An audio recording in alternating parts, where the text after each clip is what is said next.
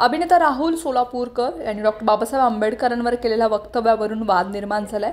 सोलापूरकर यांनी ब्रह्म जानाति इति ब्राह्मण या श्लोकाचा आधार घेत डॉक्टर आंबेडकरांना ब्राह्मण ठरवण्याचा प्रयत्न केला होता। यानंतर त्यांनी माफीनामा सादर केला, पण त्यातही शाब्दिक खेळ केल्याचा आरोप होत आहे। आता आंबेडकरांवरील वक्तव्यानंतर किरण मानेंनी सोलापूरकरांना इशारा दिलाय। सोलापूरकर यांचं म्हणणं आहे की या श्लोकातून असं सूचित होतं की प्रचंड अभ्यास केलेला माणूस ब्राह्मण मानला जातो।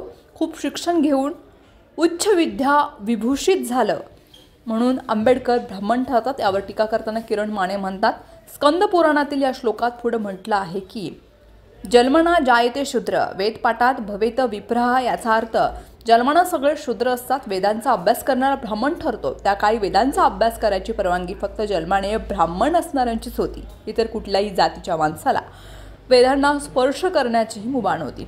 कुणबी असून वेदांवर भाष्य करतो म्हणून तुकोबारायांना आरोपी ठरवून त्यांची गाथा बुडवण्याची शिक्षा या सोलापूरकरांच्या पूर्वजांनी दिली होती। किरण माने पुढे म्हणतात की बाबासाहेबांनी वेद अभ्यासात 22 पदव्या त्यांनी मिळवल्या होत्या का?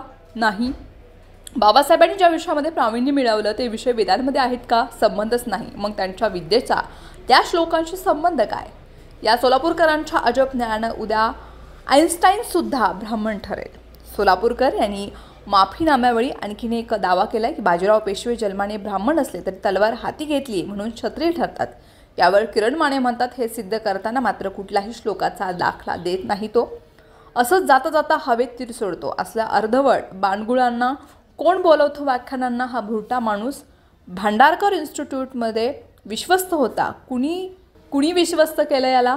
महामानवांवर एक एक विधान करताना माणसानं सजग राहायला हवं, त्यांची सत्यता तपासायला हवी। लक्षात ठेवा रे सोलापूरकर, हे सगळं महामानव तुझ्या वर्चस्ववादी पूर्वजांसारखे बहुजनांना उल्लू बनवून द्वेष आणि भेदाभेद पसरून आयत्या पिठावर जगले नव्हते। तुझ्या विचारधारेतल्या पूर्वजांवर व्याख्यान करताना काय थापा मारायच्या त्या बेडखांना फुगवून बैल कर। आम्ही हिंगलूनही विचारणार नाही, पण यापुढे खऱ्याखुऱ्या महामानवांना स्पर्शही करू नको। तुझ्या शब्दछलानं त्यांची महानता कणभरही कमी होणार नाहीच, पण तुला लई महागात पडेल असा इशारा किरण माने यांनी दिला आहे।